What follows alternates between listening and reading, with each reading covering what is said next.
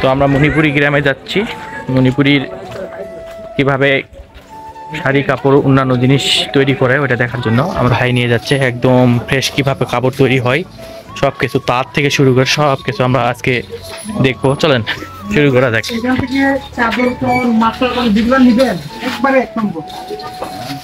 নিজের হাতে কষ্ট করে বানায়, বুঝছেন না?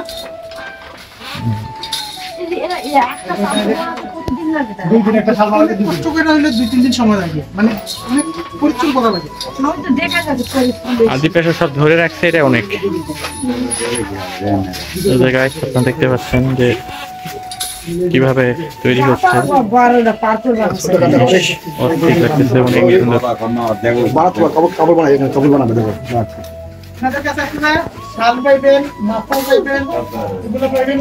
তো এটা হচ্ছে মণিপুরি গ্রাম। তো এখানে আদিম যুগ থেকে মণিপুরি আছে, ভারতের মণিপুরি রাজ্য থেকে ওনারা চলে আসছিল এবং ওই যে ওনারা বানায় যে এই জায়গাটা রাখে শাল, লুঙ্গি, মাফলার, তো অনেক কিছু বানা যায়। এই যে শাল থেকে অনেক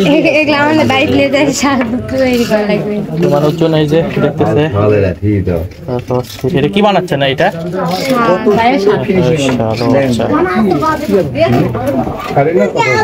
শাল শাল গায়ে শাল বানাচ্ছে। জাস্ট অস্বাভাবিক। এই পার্কে বই পার করতেছে পর্যায়ক্রমে পর্যায়ে। একটা করে শালের দাম কত? কত? আর একটা করে শালের দাম আপনাদের খরচ কেমন হয়?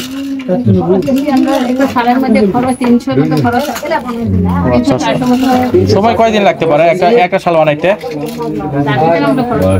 একটা শাল তৈরি করতে আপনাদের সময় কতক্ষণ লাগে? 2 দিন। 2 দিন।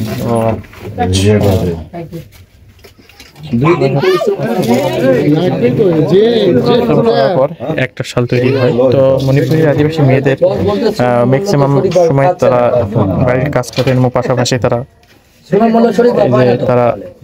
কাজ করেন এইসবের। তবে নিখুঁত পেন্টিং এবং নিখুঁত ফিনিশিং।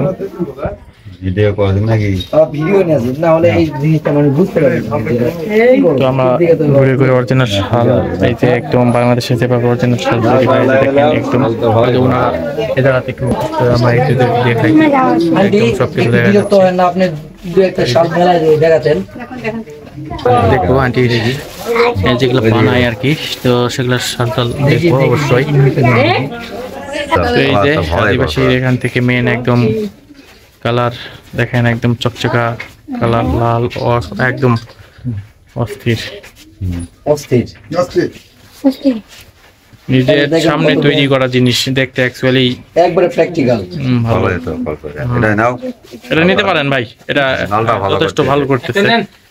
ট্রাই করেন, আন্টির সাথে কথাবার্তা বলে চেষ্টা করে দেখেন। একদম আরে ওটাই ভালো করতেছে। আন্টি এটা প্রাইস কেমন? এটা কি ফিক্স প্রাইস? আচ্ছা, এই যে আপনারা দেখতে পাচ্ছেন কতটা নিখুঁত কারুকার্য এবং কতটা স্ট্যান্ডিং, কতটা সুন্দর দেখা যাচ্ছে। সে তুলনায় ওনারা শ্রমের পারিশ্রমিক না, লোকাল বাজারে এরকমই হয়, কারণ এখানে প্রোডাকশনের ব্যাপার আছে, আবার যে কিনবে তার কিছু লাভের ব্যাপার আছে। এনারা তো সারাদিন এই কাজ করে না, এনারা তাদের কাজের পাশাপাশি এইসব করেন বিধায় ওরা টিকে আসতে পারতেন। তো যাই হোক, অনেক সুন্দর। তো চলেন আমি আপনাদেরকে আর একটু ঘুরে ঘুরে দেখাবো। তো এখানে প্রত্যেকটা বাড়িতেই কিন্তু শাল তৈরি হয়, সুন্দর তৈরি করেন, নিখুঁত। ওনাদের কাজ এবং কাপড় নিজে বাড়ি মানে বানান আর কি এবং করেন, এবং স্থানীয় বাজারে সেল করেন। এই যে আদি প্রতিষ্ঠাতা ওনাদের পাশে।